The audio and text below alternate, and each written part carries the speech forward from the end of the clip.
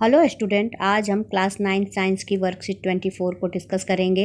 हमारा चैप्टर चल रहा है the fundamental unit of life और आज हम गोल्जी एपरेटस और लाइसोसोम के बारे में समझेंगे। तो आइए शुरू करते हैं। सबसे पहले क्वेश्चन ये है कि how does Golgi apparatus look like and what are its function in a cell. Golgi apparatus दिखने में कैसा होता है और सेल के अंदर इसका फंक्शन क्या है। Golgi apparatus is a cell organelle that consists of a network of membrane-bound vesicles arranged parallel to each other in stacks called cisterns। तो गोल्जी apparatus जो होता है वो एक ऐसा सेल ऑर्गेनेल है जो मेम्ब्रेन बाउंड होता है। मेम्ब्रेन बाउंड का मतलब होता है मेम्ब्रेन से घिरा हुआ। सेल के अंदर जितने भी ऑर्गेनेल होते हैं मेम्ब्रेन बाउंड होते हैं, तो ये मेम्ब्रेन से घिरा हुआ होता है और arrange parallel to each other, और एक दूसरे के पैरेलल दिखता है, मतलब इस तरह से दिखता है, ऐसे है ना, ऐसे ऐसे इस तरह से ये दिखता है। और यहाँ पे इस तरह से वैक्यूल भी होते हैं। ठीक है, इस तरह के वैक्यूल को जो आपको इस तरह दिखता है उसको कहते हैं वेसिकल्स कहते हैं। और इस तरह से जो बोरे या कट्टे की तरह ऐसा लगता है कि एक दूसरे के ऊपर रखा हुआ है, ये आपको कहलाता है सिस्टर्न्स। देखिए यहाँ पे लिखा है सिस्टर्न्स। तो इस तरह का इसका स्ट्रक्चर होता है। दीज में connect to the ER endoplasmic reticulum. जो सिस्टर्न्स होता है वो इंडोप्लाज्मिक रेटिकुलम से जुड़ा हुआ होता है। यहाँ आप चित्र में भी देख सकते हैं। ये देखिए, ये जो आपको इस तरह से राउंड स्ट्रक्चर दिख रहा है वैक्यूल, इसको कहते हैं वेसिकल्स। और ये सारे जो एक दूसरे के ऊपर ऐसे लग रहा है एक दूसरे के ऊपर रखे हुए हैं, ये सिस्टर्न्स कहलाते हैं। ये एनिमल और प्लांट सेल दोनों में ही पाए जाते हैं। आगे बढ़ते हैं हम। The material synthesized near the endoplasmic reticulum are sent to the Golgi body where these materials are stored, modified, packaged and dispatched in and out of the cell through Golgi apparatus as per the need of the cell। अब इसको समझते हैं हम। इन लाइनों में ये कहा गया है कि पहले आपने इंडोप्लाज्मिक रेटिकुलम पढ़ा। इंडोप्लाज्मिक रेटिकुलम में आपने क्या पढ़ा था? RER रफ इंडोप्लाज्मिक रेटिकुलम, और पढ़ा था SER smooth endoplasmic reticulum. RER पे राइबोसोम होता है जिससे क्या बनता है? प्रोटीन बनता है ना, प्रोटीन बनता है जिससे। और SCR पे क्या बनता है? लिपिड बनता है ना, फैट जिसको बोलते हैं। तो ये दोनों इंडोप्लाज्मिक रेटिकुलम सिंथेसाइज करता है। अब सिंथेसाइज तो कर चुका, लेकिन आगे भेजने की भी तो प्रक्रिया होगी। जैसे मान लो कहीं कोई फैक्ट्री है या कारखाना है, वहाँ कोई चीज़ बनती है, तो फिर क्या होता है, वहाँ वह चीज़ बनी, फिर उसको क्या किया जाता? उसको आगे भेजा जाता है। तो बाहर भेजने के लिए भी तो कुछ साधन चाहिए ना, जहाँ से वो जो भी चीज़ सिंथेसाइज हो गई वो आगे जाएगी। तो ये लिखा है कि the material synthesize near the ER are sent to Golgi body. अब ये यहाँ से गोल्जी बॉडी तक पहुँचता है। इंडोप्लाज्मिक रेटिकुलम द्वारा जो भी बनाए गए प्रोटीन और फैट होते हैं वो यहाँ तक पहुँचते हैं, गोल्जी बॉडी तक। और फिर उनको क्या करता है, ये गोल्जी बॉडी क्या करता है? उनको पैक करता है, मॉडिफाई करता है और डिस्पैच यानी भेजने का काम करता है। देखिए यहाँ लिखा है स्टोर, यानी कि एक तरह से स्टोरेज की जगह है वो, है ना। गोल्जी बॉडी स्टोर करता है, उसके बाद उसको मॉडिफाई करता है, फिर पैकेजिंग होती है और फिर डिस्पैच किया जाता है in and out of the cell. और सेल के अंदर या सेल के बाहर, जहाँ भी, जैसी इस लाइन को समझिए आप, इन मतलब अंदर, है ना, सेल के अंदर या सेल के बाहर जैसी भी नीड होती है उसके अकॉर्डिंग भेजा जाता है गोल्जी एपरेटस के द्वारा। ठीक है, अब हम आगे देखते हैं। How does a cell keep itself clean from its own waste material. अब है कि कोई सेल है, सेल के अंदर अगर वेस्ट मटेरियल हो जाए, जहाँ पर इतने सारे काम होते हैं, वहाँ वेस्ट मटेरियल तो होगा ही, है ना। जहाँ पर प्रोडक्शन होता है और इसके अलावा ब्रेकडाउन भी होती है कई चीज़ें, तो वहाँ पर वेस्ट मटेरियल तो बनेगा ही बनेगा। तो इसको साफ़ करना भी, इसको क्लीन करना भी ज़रूरी है। कोई प्रोसेस होगा जिसके थ्रू सेल के अंदर की गंदगी को साफ़ किया जाता होगा। तो ये कैसे होता है इसको हम समझते हैं। Apart from other work, Golgi apparatus is also involved in the formation of a cell organelles known as lysosome. अब इसका काम, जो गोल्जी एपरेटस का काम है, वो पैकेजिंग, स्टोरिंग और मॉडिफिकेशन वगैरह तो है ही। इसके अलावा ये क्या करता है, lysosome cell wall, plasma membrane, इन सब चीज़ों को बनाने में भी मदद करता है। तो यहाँ हम लाइसोसोम के बारे में पढ़ेंगे कि कैसे फॉर्मेशन करता है ये, है ना। सेल के अंदर लाइसोसोम का फॉर्मेशन गोल्जी बॉडी कैसे करता है और इसका लाइसोसोम का क्या काम है। Lysosome contain powerful digestive enzyme which are made by RER and packaged into lysosome by Golgi apparatus। अब लाइसोसोम जो है वो उसके पास बहुत ही पावरफुल डाइजेस्टिव एंजाइम होते हैं। लाइसोसोम जो है वो मेम्ब्रेन से घिरा हुआ होता है और इसके अंदर पावरफुल डाइजेस्टिव एंजाइम होते हैं। जो डाइजेस्टिव एंजाइम कहाँ बनते हैं, ये बनते हैं RER पर, देखिए लिखा हुआ है digestive enzyme which are made by RER। RER यानी रफ एंडोप्लाज्मिक रेटिकुलम। अब इसको समझ लीजिए थोड़ा सा, बैक में आप जाएंगे तो RER का ये बहुत ही इम्पॉर्टेंट सेल ऑर्गेनेल है। तो RER में क्या होता है, रफ होता है, खुरदुरा होता है। क्यों खुरदुरा होता है, क्योंकि इस पर याद कीजिए हमने पढ़ा था राइबोसोम लगे होते हैं, राइबोसोम के कण लगे हुए होते हैं।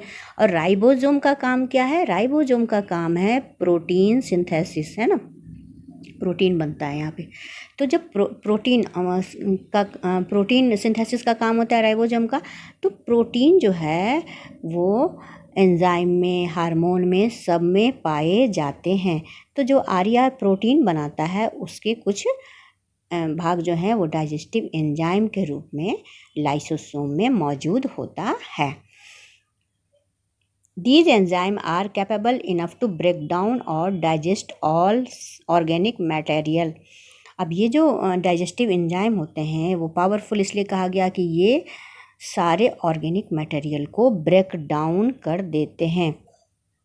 यानी कि मान लीजिए कोई बाहर से कोई बैक्टीरिया है या कोई भी फॉरेन मटेरियल जो हमारे शरीर में आ जाता है या घुसने की कोशिश करता है, तो उसको क्या करता है, ये ख़त्म कर देता है। ये जो एंजाइम है वो ख़त्म कर देता है।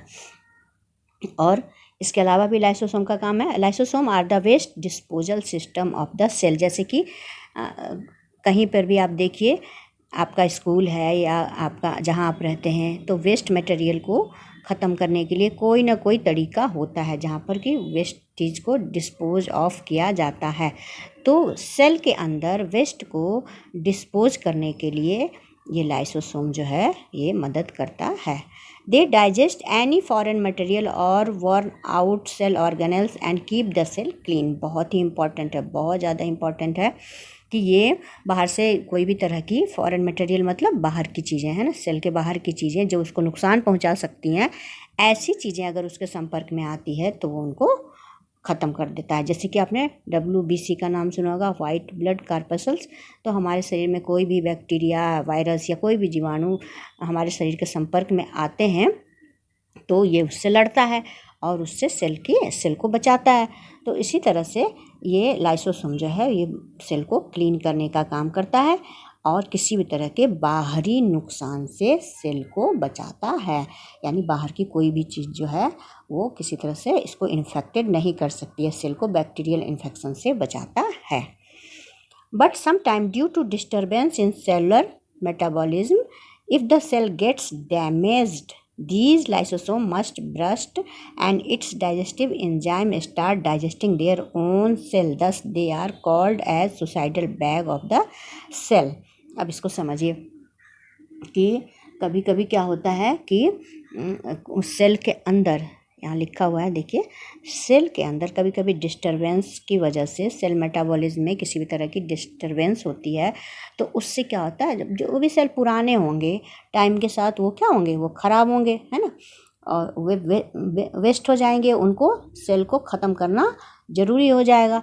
तो सेल के अंदर कोई गड़बड़ी आने से वो फिर बॉडी के लिए क्या हो जाता है, बॉडी के लिए वो हार्मफुल हो जाता है।